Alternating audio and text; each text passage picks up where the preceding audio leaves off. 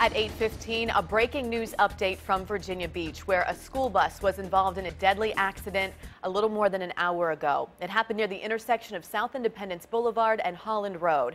Our Deanna LeBlanc is live on the scene, where we learned 12 students are headed to the hospital, but that is just as a precaution. Deanna, how are things out there right now? That's right, Katie. Those 12 students are taken to the hospital, but they should only have bumps and bruises, according to the Virginia Beach Police Department. Now, the other 23 students, because there were 35 on board when this crash happened, the other students have been taken to Bayside High School. These were all Bayside High School students. So if parents are looking for their children or want more information, police are urging them not to come here.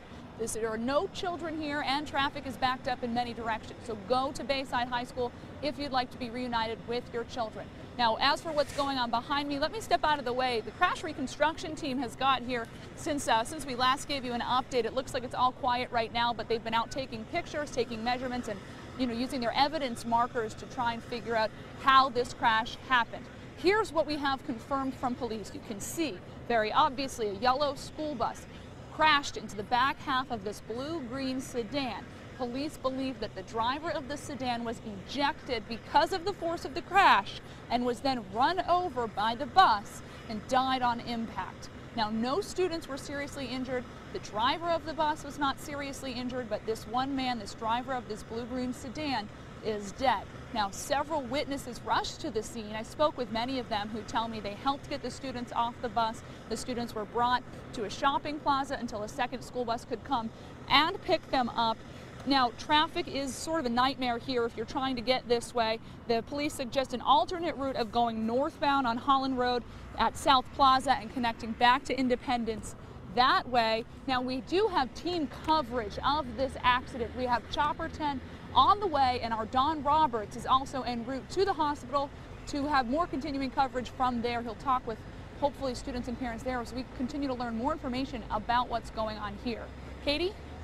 Deanna, I understand that we know the students on the school bus were not hurt physically, at least not seriously anyway.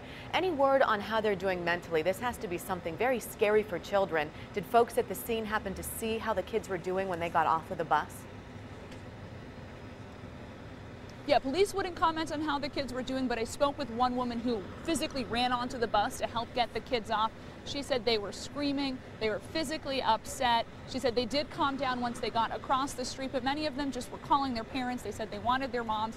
And interestingly, she said a lot of people who pulled over to help were parents, because as you can imagine, the worst thing a parent could see or to have happen is for something to happen to their child. So several parents stopped to help here at the scene. It happened about 6:46 this morning. And Deanna, do we know the age of these students? Are they younger students, middle school, high school? Were they on their way to Bayside High School anyway? Exactly. Yep, they were on their way to Bayside High School. They are all high school students, which is why that's where they were brought after the crash happened. All right, Deanna, thank you very much. We'll continue to check back in with you momentarily.